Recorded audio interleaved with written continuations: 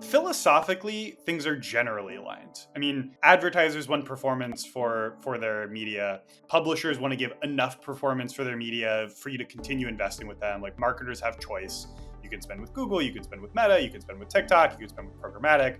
There's a million places that you can go and try to get some outcome of growth. But the challenge is ad platforms have a lot of other incentives. If you're a publisher, you are trying to get your advertisers results.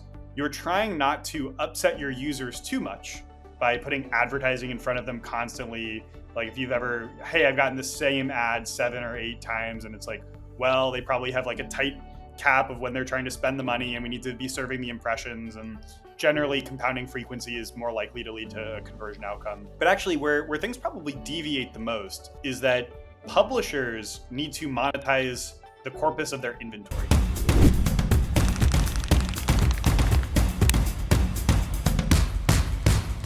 Zach, welcome to the show. Thank you. Great to be here. I'm really excited to chat with you today. I think this is going to be an important conversation for folks looking to optimize their media mix and also think through incrementality. We'll talk about your experience founding Haus as well as your experience at Google. I did want to start with kind of a bold question, though, because you've spent so much time at Google. When you think about the relationship with incentives for ad networks and advertisers, do you think that incentives are aligned there? And if not, where could there be a kind of misalignment? Yeah, it's a great question because philosophically, things are generally aligned. I mean, advertisers want performance for their media. Publishers want to give enough performance for their media for you to continue investing with them. Like marketers have choice. You can spend with Google, you can spend with Meta, you can spend with TikTok, you can spend with programmatic. There's a million places that you can go and try to get some outcome of growth. But the challenge is ad platforms have a lot of other incentives. Whereas like, if you're a business, it's generally like, how can I get as much as possible for the least amount of money as possible? Like there's probably some differences in that might not always be the case, but I'd say overwhelmingly that's true. If you're a publisher, you are trying to get your advertisers results. You're trying not to upset your users too much by putting advertising in front of them constantly. Like if you've ever, hey, I've gotten the same ad 7 or 8 times, and it's like, well, they probably have like a tight cap of when they're trying to spend the money, and we need to be serving the impressions. And generally, compounding frequency is more likely to lead to a conversion outcome. Um, but actually, where things probably deviate the most is that publishers need to monetize the corpus of their inventory. They like you can't just serve, like Google had programs like YouTube Select or YouTube Premium, or like, hey, these are the very top advertisers, and it's like, yeah, everybody would love to be on a Marquez Brownlee YouTube video. That's great. He's a famous tech reviewer. Like that would be awesome. But what about the much smaller creator with a very small audience that's very niche? Maybe this is where you want to spend your money. Maybe it's not. Maybe it's correlated with performance. Maybe it's not. But the challenge is if you're YouTube or you're Meta, you need to advertise. You need to have enough AdSense revenue across that ecosystem so that people continue uploading to your platform and adding to the content landscape. So um, the publishers have this like multi-dimensional problem of how do I get advertisers enough performance such that they come back? How do I get creators enough revenue such that they continue to view us as like a large player in the system? And how do we make our users happy where they're not getting these completely out of context or getting hammered with ads constantly where, you know, like this is something that's being tested at these platforms all the time. It's what should be the relationship between organic content and ads, and what are the things that if you've ever seen like in YouTube, if you try to skip around, it shows you ads right again, and a lot of those are based on experiments, and it's trying to figure out what is where can you push the consumers a little bit more versus where do you need to say, hey, like we've actually gone over the line, and how do you continue to test that? From the perspective of a marketer who is in charge of making decisions on where to spend their money, how do these incentives impact that decisioning framework? Meaning, is it that we have to look at channels that maybe have more premium placements? Are there concerns over testing on channels that are showing too many ads? Specifically from a performance marketing perspective, how should marketers think about that? Yeah, I mean, I think the main thing that I would be, and I say this as like the person who works for an experiments company, but I truly believe is that One general hypothesis that I have in the world of advertising and marketing is that it's deliberately complicated. These platforms give you so much data. They give you so many metrics. Like, oh, I'm interested in views. Like, how about engaged views? How about the other types of, and you always get the data to tell the story that you want to tell. Like, are you doing well? How do you communicate this to your internal teams? How do you get leadership or finance to buy in on the investments that you're making? One of the places where measurement is really important is, are you actually driving the outcome that matters to your business? I don't think most companies care too much about how they're able to do that. If they're able to do it, whether it's great metrics, where it's like other it's ad networks that you don't feel as great about, if you're able to drive that material performance and you're driving customers who have the right long-term value or the right AOVs, it's not necessarily as concerning. So I don't know that I would look at it of like, oh, I need to advertise with a platform like whether the frequency is 15 or the frequency is 3. If it's driving the incremental outcomes, I think most folks trying to be really efficient with their marketing spend wouldn't care too much. The place where it's really tricky is that it's really hard to get to that ground truth of, did I actually drive an incremental sale? Like that's the piece that is really tricky, because you're going to be able to say it drove conversions. You're going to be able to say it drove views or impressions or time spent, or any bevy of other metrics, or brand lift studies that all of these folks will provide for free. But ultimately, it's, did it drive that incremental sale or not? And so I think from that standpoint, uh, the network doesn't quite matter so much from that performance lens. The other piece that I think is really important is just, this may, for a very pretty technical person, I think a very non-technical answer to your question here is like, where are your customers? Like that'd probably be the number one thing I think about, is like, where are your customers? A really large, sophisticated, one of the top advertisers in the world that I worked with from my time at Google, they had the perspective that 90+% of their advertisers, of their potential customers, are going to be with Google or Meta, just globally. Like, it's going to be in one of these two places. Yes, we could advertise in all of these other places, but like, let's just get those two really, really good. Let's know exactly what they're driving. Let's understand exactly how to move money across them. And maybe we're giving up on 8 or 10% of the addressable population. But if you think about it from an opportunity cost standpoint, getting those two places right is more important than anything else. Not everybody feels that way, but that was something that I've seen work incredibly successfully. Yeah, I agree with that as well, and I think you see a kind of recurring story of scaling where folks will start with one or two channels and really get that right, and then continue to add budget there until they're really hitting their diminishing returns. At which point you expand to different channels. The calculation that maybe folks don't think about at that point is that the marginal effort in launching a new channel might be not ROI positive if you could just continue to scale in a few channels. And I'm a big proponent of diversification, but I'm always thinking about that as well. Is this going to take a lot of time? Yeah, I mean, from my perspective, I think about diversification as sort of a risk preference. Like it's great to, it's almost thinking about your own money. Like you could just be putting it all in Google and Meta stock, but there is value in some diversification, especially with highly correlated markets. And Google and Meta philosophically would be pretty correlated. I mean, the brand that I was mentioning before was a brand that was spending over $1 billion a year in advertising.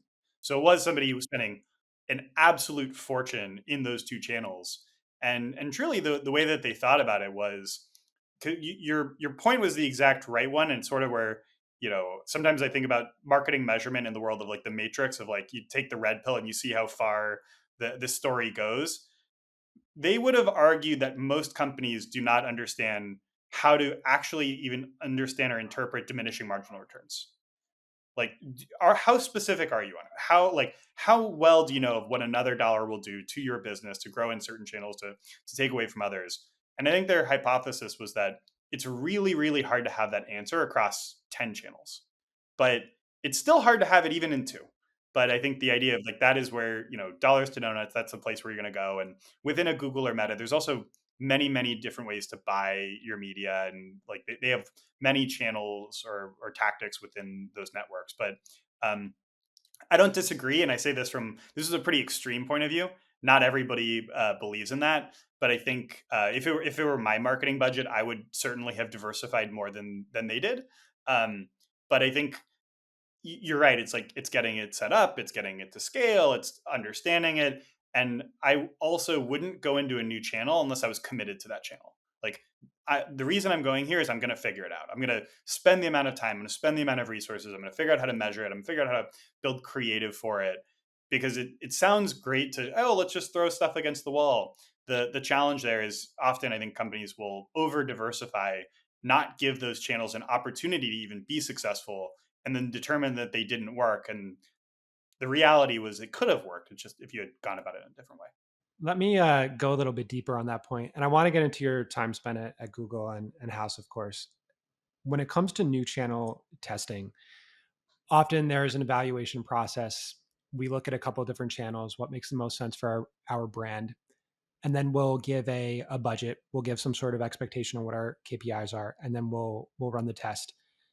What often happens in those circumstances is that you launch a new channel, you're figuring it out, you're figuring out what creative works, the bidding, everything. And the ones that I've scaled and seen success with, it often happens that performance is a little bit like crazy out of the gates. And then you're seeing your CAC, your CPAs kind of come down and then they level out. And then you're like, okay, this is what my normal is.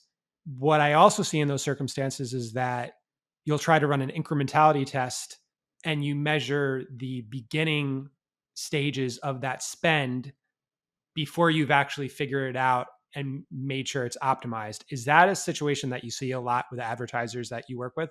Yeah, absolutely. And again, it's not even necessarily a new network. It could also just be a new ad format or a new bidding type or like, hey, often with conversion optimized systems, that conversion optimization takes a little time to get going. You have to spend a certain amount in order to get those thresholds to go to a more efficient standpoint.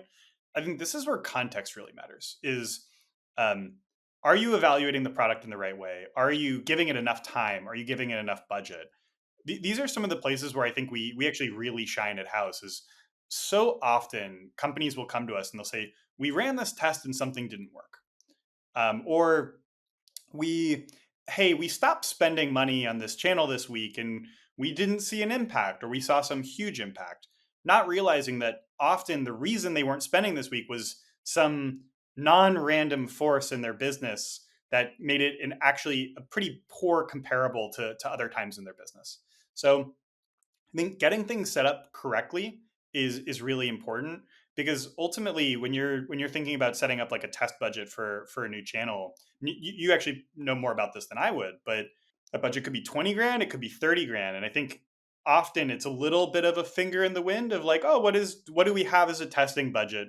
Whereas I think if you had really prescriptive statistics saying, hey, we are significantly more certain of an outcome and being able to measure it over a period of time if you spent 40 instead of 20, I think most companies would spend 40. And it also just gives them the opportunity to be more prescriptive of what does it actually take to get a real significant read on a new channel. I think so many experiments are structured to fail initially where, hey, I turned something off for 2 days, but it turns out, the product is a 7-day consideration cycle. And like that happens all the time. For brands that are maybe smaller startups and just scaling their media mix, they're spending on a few different channels, they're seeing some performance, and they're testing creative, they're testing different campaigns. They haven't really tapped into incrementality, they haven't really systemized their experiment design or created a roadmap for it. What are some tips or things to look out for that you would say to those advertisers? Yeah, and this is where also, as the person running an experiments company, I like to try to have a very pragmatic point of view. The nice thing about being a smaller company is that your business feels changes in your budget. You will notice. I mean, you will notice. Hey, we saw a lot more sales coming in. We cut budget. We see things going off. Where it gets really tricky is when you start with dealing with these companies with tens of millions, hundreds of millions, billions of dollars in budget, where things are not so clear cut. It can take a long time to see those changes. You need very, very precise estimates, whereas smaller businesses can have very significant lift. Often, what we see with incrementality tests, like not always, but generally, lift is somewhere between 0 and 20%. I think that is a fairly common outcome to be in that range. But if you're a very small brand, you can absolutely see a 50% lift. You could see an 80% lift. Like those are not terribly surprising because the marketing is really kind of driving the underlying business. So I would take it a little bit from an anecdotal lens of, you can run quote unquote less precise or less tested experiments of like spend more and see what happens, spend less and see what happens. I think this is where I think taking advantage of the entrepreneurial mindset, like something I like to say a lot, is using it as a pioneer tax, where you are trying to discover something new and that might be expensive. That might mean you're leaving sales on the table. It might mean you're spending some money inefficiently. But unless you do those efforts or you take those steps, you're never really going to know. So I think starting with that more heuristic layer of we're going to make these changes and see what happens, to hey, we actually have a budget that's large enough to like we should invest in this correctly. We need to get it right. Like the difference between 5% and 7% lift is a really big difference for us. The difference between $100 CPIA and $130 CPIA. It's really that is where businesses will get to from a state of maturity. But I think in the earlier innings, I'm curious for your perspective too, like how much you diversify early on. Early on, I probably wouldn't diversify too much because I would want to really get an understanding of the things that are I'd be in Meta, I'd be in Google, maybe I'd be in TikTok. Perhaps for certain businesses, other channels would make a lot more sense. But I'd start with the main ones, and then I'd also ask my question of where are my users and work on those things. The only other thing that I would strongly recommend folks who are getting started here is only change one thing at a time. Don't go up in one channel and down in another channel at the same time because it's going to be really hard to observe those differences and feel confident in sort of the outcomes of like by changing one thing at a time, you sort of are more prescriptively looking at what the levers in the business might be. It becomes so challenging too when you're operating at scale and you're trying to isolate experiments. Even from my perspective, I can control changes in our media mix and be very intentional about the budget that we're changing. But if homepage is owned by product or the onboarding funnel changes, and if there's not a clear roadmap or like idea of when those things are happening, that can kind of mess up experiments as well. Absolutely. And that is where more sophisticated experimentation really helps, is like the way you're able to normalize across treatment and control groups, having placebo tests to like balance out error really neutralizes a lot of those exogenous variables that could potentially impact the experiment. But again, like that is where it could go. I think starting in the earlier places of even directionally having an understanding of the cause and effect of ads and sales in the business. But you're exactly right. This is one of the places where it's so tricky is ad platforms are constantly changing and businesses are constantly changing. And you're trying to experiment within that landscape. So it's sort of like you're building this amazing sandcastle, but you're building it on quicksand. So that's one of the challenges. I definitely want to talk about more sophisticated experimentation and what you're doing at Haus. First, to start though, you spent over 6 years at Google working very closely on their ad products and more specifically on YouTube. Could you give a high level overview of kind of what you were working on while at Google, and also kind of the spend and scale that you were looking at within that? Sure. So when I started at Google, I was a data scientist. I ended up leading a data science team there. We generally worked with a lot of the very sophisticated customers who were focused on incrementality. Netflix is like Netflix is a big example. Hulu's another example. So I was deeply embedded with the conversion lift team for a long time, working with people like all of the different product managers and engineers, and how do you scale up experimentation infrastructure? How do you build incrementality testing? How do you have, we were using ghost bids architecture, but then also around geo experiments and ads data hub, like you name a measurement product from Google, I touched it in a variety of ways over the years. Those types of businesses, we're talking about billions of dollars in ad spend, so very, very large scale. The last 2 years I was at Google, I was a product manager in privacy safe ad targeting. So it's focused on third-party cookie deprecation, IDFA deprecation, whether it's more advanced keyword targeting, advanced contextual targeting. What are the different ways you're able to target users without knowing exactly who they are? So we had this pretty broad spectrum of the different types of things that customers were using, and got a really good sense of what do large companies care about, what do smaller companies care about, and how do you make advertising work within these ecosystems at those types of budgets. Because as you say, like there's a really significant difference in spending a multi-billion-dollar budget from a $5 million budget. The targets you go after, the amount you're trying to try new things, the pioneer tax you're willing to pay can vary quite a bit. Sure. If you kind of had to break that down into different stages of spend and some of the, trends within each stage, what would that look like? Generally speaking, smaller companies use more automation than larger companies. I'd say that is like a pretty fair characterization.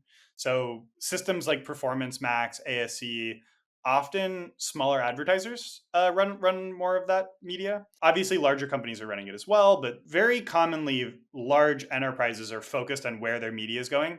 What impressions are they serving on? Which creators are they supporting? Because if you even think about YouTube as an example, when an advertiser pays for an ad placement, they're de facto funding that creator's business.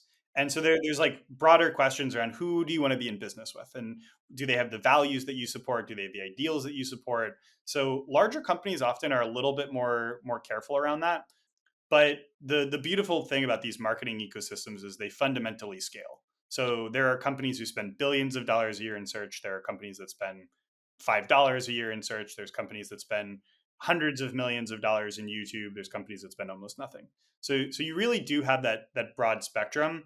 The more you put into these conversion optimized signals, you'll have different ways of reaching diminishing marginal return curves. Often, I think for that reason, larger advertisers tend to focus more on reach and frequency and maybe brand lift surveys or some of these other metrics. The most sophisticated performance marketers I've worked with tend not to care about those metrics as much. Those are narratives that come out of the ad platforms of, wow, this is your reach, this is your frequency.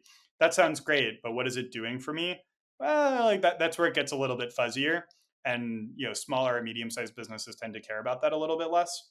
But certainly on the large end, like they're often buying multiple products. Whereas I could see some advertisers, smaller or medium-sized businesses who are, I'm buying VAC on YouTube, or I'm buying a reach campaign, but maybe they're not buying everything.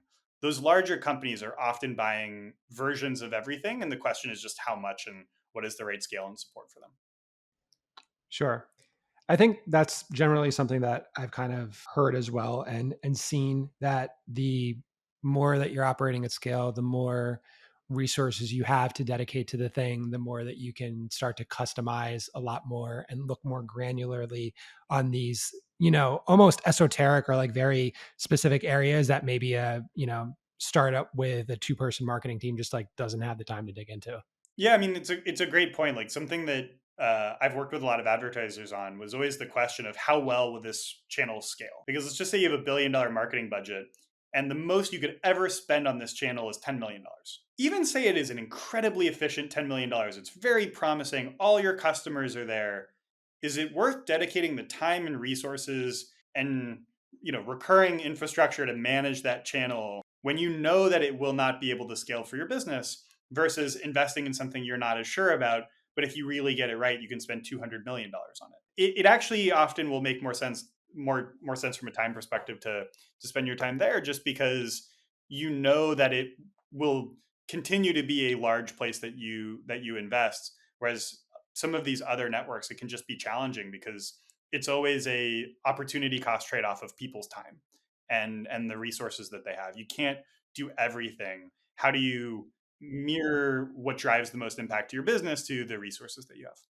Let me kind of give you a case study in that actually, or maybe an example. So, over the past, I would say 2 to 3 years, the kind of marketing and startup community has transitioned from talking about how much they've raised to profitability, and budgets have become constrained. I mean, in some industries, maybe not, but I would say on the whole, folks are trying to be more efficient with their spend. And so what that means is that from a performance marketing perspective, they're running more things that are optimized towards performance. They're really being mindful of their CAC. They're moving away from more like harder to measure areas, right? What I think I think that that can be challenging though in some ways. And what I've seen sometimes is that when you're operating a media mix at a certain level of scale, let's call it a, seven-figure media mix, that actually you are doing yourself a disservice by testing more and more performance channels where you might be ignoring the effect that like brand marketing, upper funnel reach based media has on your overall media mix. What would you say to marketers that are in that situation where, the CFO is very concerned about revenue, CAC, the business fundamentals, and you might have this thought that we're actually spending a little bit too much on Facebook performance, and we need to start doing some things like TV and other channels? I think this is a great question. And one area that I would like dig into the underlying premise a little bit is that finance departments, like these companies, every trend you said is absolutely correct. Companies are trying to move towards, hey, I need to understand what I'm getting for my dollars. But one of the challenges is when every ad network has a conversion API and you're being hit by ads on multiple platforms, you have a huge attribution problem where you, as the marketer, the marketing team will be able to say, these are the conversions that we drove, but there's going to be a crying wolf challenge with those other teams because the number of conversions that are being reported by ad platforms will exceed the number of sales that a business has. Like, and we're moving closer and closer to that world as kind of those types of APIs come into effect. So even the places where, hey, we're driving performance, it's getting harder and harder to know if you're actually driving performance, because when you are spending money, the signals that one ad platform will have are similar to the signals that another ad platform will have. They're trying to target the same types of users. They're both optimizing to a conversion event. One person signs up and three people take credit for it, and you're not able to deduplicate it anymore. So I think the underlying problem of, I think, how conversion APIs are going to impact advertising is just going to get larger and larger. But your broad point, I think, is absolutely a correct one. Is, folks are going to overly focus on those signals because they get a feedback that they feel like they can explain to folks. When in like brand marketing, whether television or reach campaigns or prospecting, you might not see it. And I don't think that that's right, because ultimately, like, those users can drive value to your business, especially if you're targeting and you're like, I know these are the types of people who are our customers, I know these are the places that they're spending. Often when you're buying these reach campaigns, you can actually buy them at a much less expensive CPM than some of these like conversion optimized signals, because you're, operating on pretty efficient CAC targets, or pretty cutthroat CAC targets. Um, so there's definitely this argument for diversification. The challenge that I would add, or like the place that where I kind of come from on this, is people have always said that brand marketing wasn't very measurable, and in a world where you're moving towards efficiency, it makes sense to go towards the conversions. I actually think we're also entering a world where there's more fragmentation of ad platforms, there's more conversion APIs, and even if you think you're getting something for it, you don't know you are. You don't know which impressions were actually driving conversions. You don't have any semblance of incrementality. And with that in mind, actually, brand is a little bit easier because you're not holding yourself to that same standard. So I absolutely think there's a role for brand marketing.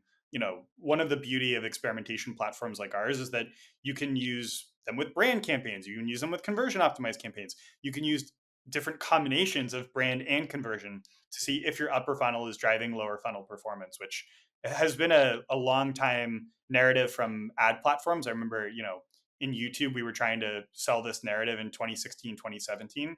We'd say upper funnel drives lower funnel performance. We had no idea. We just wanted to sell upper funnel and people wanted to buy lower funnel. But now we're getting to a place with sophistication and marketing measurement where you can actually test and run those hypotheses. And I think can help quantify the impact of upper funnel in a way that might not have been shareable before.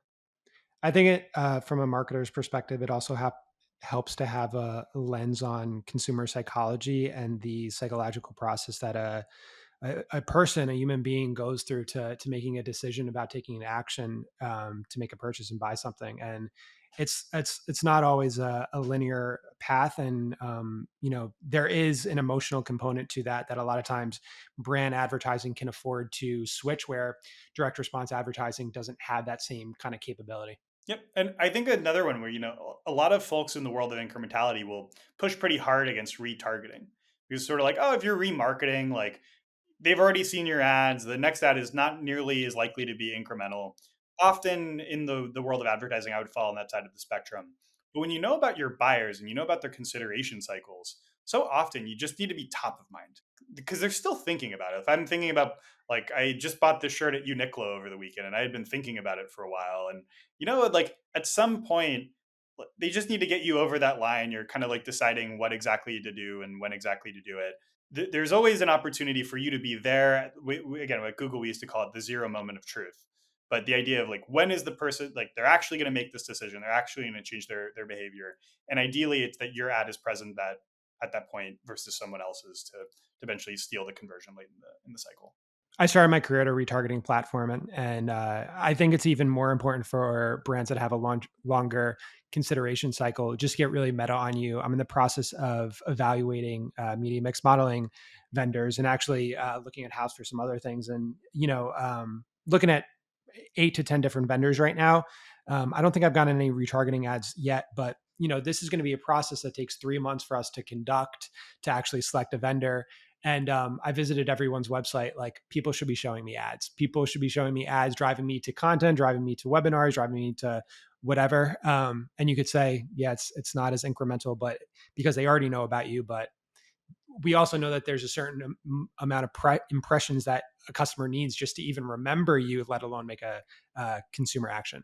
Yeah, I mean, I'll say as an aside, like that, I think that's one of the in crowded marketplaces where there are so many MMM vendors. Yeah, it's like, how do you stand out, and how do you make sure that you're the one that kind of comes top of mind or is in first choice? Absolutely, I think there B2B is a whole different side of the world where there's always like a relationship between like how creepy do you want to be, because like that's where I could go down a very deep privacy landscape.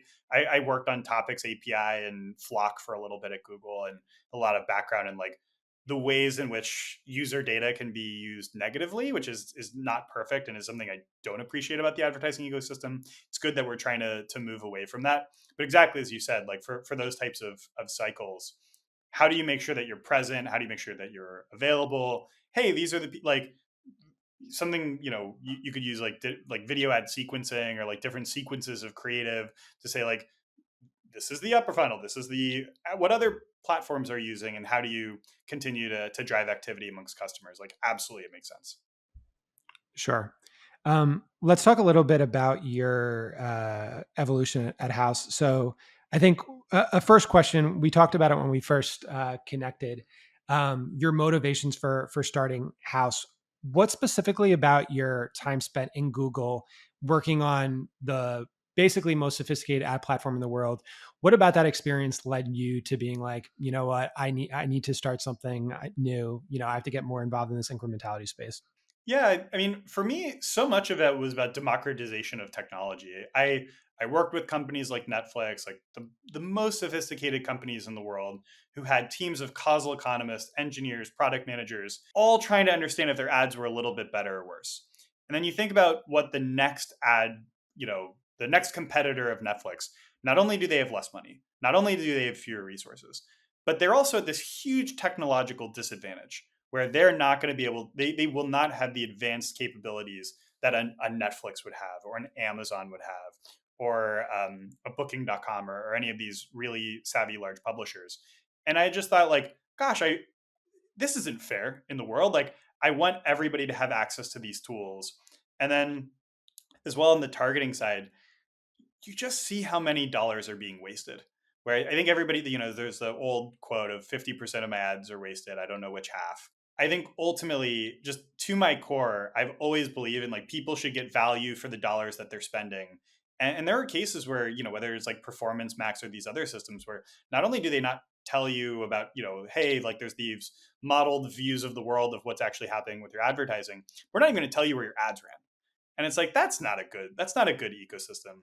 And I just thought, I know there's these other methods, I know there's these other tools. I feel really passionately that everybody should have access to world-class scientific resources, but it is not feasible for 99.9% of businesses, whether in expertise or in infrastructure or the cost of it. Where even if you're like, hey, I do want to invest in this, spinning up a 15 or 20 person team versus using a system like House, like, I really wanted to democratize a lot of what I had in my head. And the amazing kind of like advancements in causal inference and econometrics that have been making their way into businesses. But how do you do that in a way where um, we work with small, just a company like Haus, we work with some of the largest advertisers in the world. Companies like FanDuel is a good example. We also work with really small companies who only spend a couple $1 million in marketing and are trying to figure it out. And I love that that whole spectrum can find benefit in these tools and methods. And often incrementality is one of those areas where once you get a taste for it and you realize, oh my gosh, this is what my media was actually driving for me, it gets hard to stop because you can't unsee the things that you've seen. I think that's true for me, and it's true for people from ad platforms. It's true for people who've run really large marketing budgets, where we'll have customers who are spending $250 million on one tactic, run a sequence of experiments, and then turn it off. And that is a $250 million reallocation to their businesses. We've had companies who've told us we can IPO faster because of you. We've had customers tell us like this has been the most dramatic thing we've ever seen. We have customers who are like, we've paid off our contract for decades. You get into these really large spectrums of outcomes, and the funny thing is like if you were to ask me, is it surprising? I'd say no, and it's not surprising because I've just seen firsthand from the platform side all of the ways in which you're spending your money.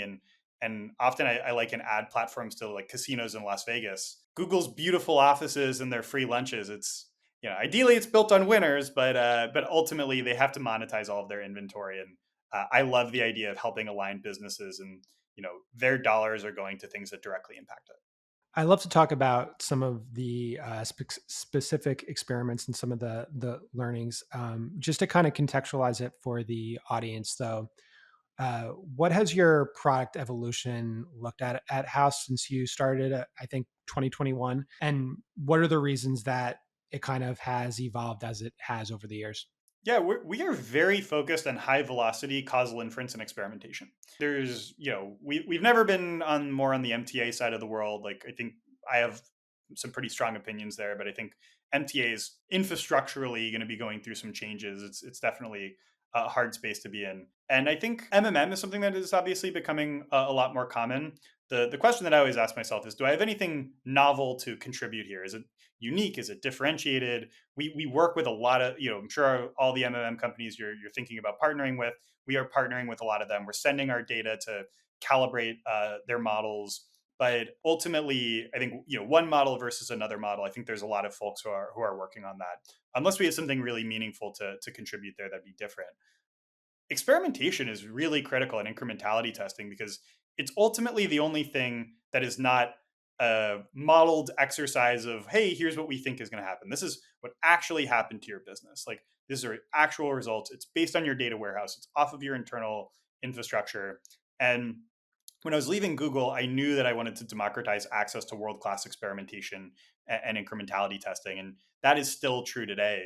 The questions that we're moving into a little bit more is, how do we make it more useful? How do we make it more automated? How do we make it easier to be part of the workflow? So often we'll talk to companies who are like, oh, we need to figure out 7 things from this experiment because we can't do them very often. And we just can say to them, what if you were running a new experiment every week or every other week, or you're running a lot of these things that, because we've reduced all of the friction and all of the engineering lift where it de-risks any individual experiment.